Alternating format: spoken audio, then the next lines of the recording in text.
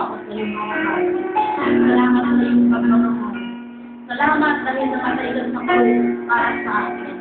At sa gabing ito, Panginoon, binubuksan ko ang aking buhay para sa iyo.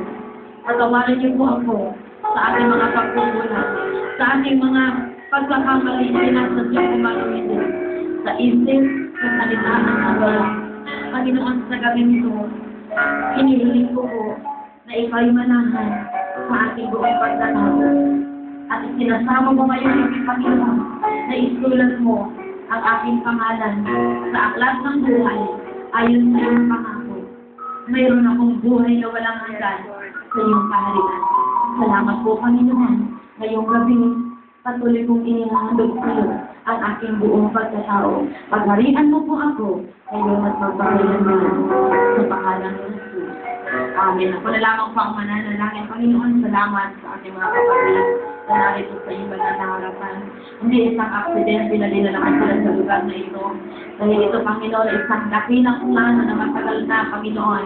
Even before the foundation of the world, you have laid down this plan, Panginoon, na sila sa araw na ito ay tatanggap at kikilala sa iyo bilang Panginoon at Yes, Lord. sa kanilang buhay. Lord, I pray for them, ano man ang kanilang mga kabigatan, ano man ang kanilang mga suliranin, Panginoon. Lord, bawiin mo at palitan ng kagalakan ng kanilang puso. Palitan ng pag-asa yung mga kabiguan, Panginoon, kanilang karanasan. And Lord, we declare your favor sa lahat ng pangangailangan nila, Panginoon, sa araw.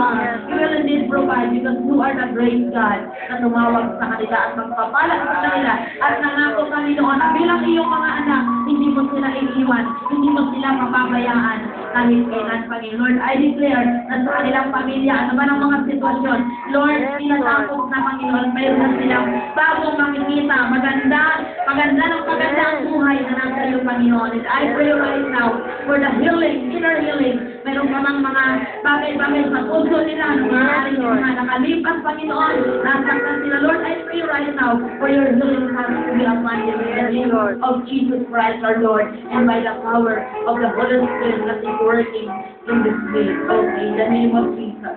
Thank you, Father. We bless you. In Jesus' name. Amen. Amen.